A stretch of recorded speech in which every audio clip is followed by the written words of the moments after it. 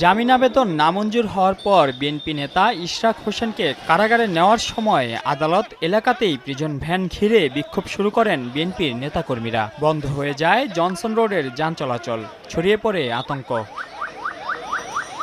পুলিশকে লক্ষ্য করে ইটপাটকেল ছুটতে থাকেন বিএনপির নেতাকর্মীরা। ভাঙচুর করা হয় কয়েকটি গাড়ি, আহত হন প্রিজন ভ্যান চালক, পুলিশ সদস্য। পরিস্থিতি নিয়ন্ত্রণে আনতে রাবার বুলেট ছোড়ে পুলিশ, ছত্রভঙ্গ করতে করা হয় লাঠিচার্জ।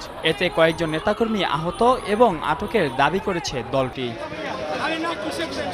প্রায় 1 ঘন্টা পর পরিস্থিতি নিয়ন্ত্রণে আসলে প্রিজন ভ্যান নিয়ে কারাগারের উদ্দেশ্যে রওনা হয় পুলিশ।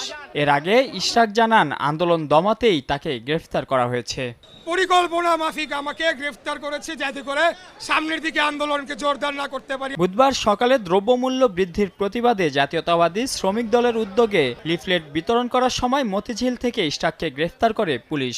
পুলিশ জানায় 2020 সালের গাড়ি পোড়ানো ভাঙচুরের মামলায় ওয়ারেন্টভুক্ত আসামি ছিলেন ইশরাক। 2020 সালে একটা গাড়ি পোড়ানোর মামলা ছিল, সেই মামলায় বিজ্ঞ আদালত তার নামে ওয়ারেন্ট ইস্যু করেছেন। তো ওই ওয়ারেন্ট ইস্যু বলে আসলে আমরা তাকে অনেকদিন যাবৎ খুঁজছিলাম।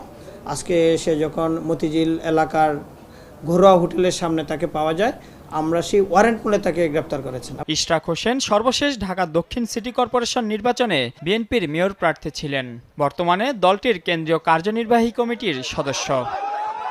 মাইনুল হাসান, সময় সংবাদ, ঢাকা।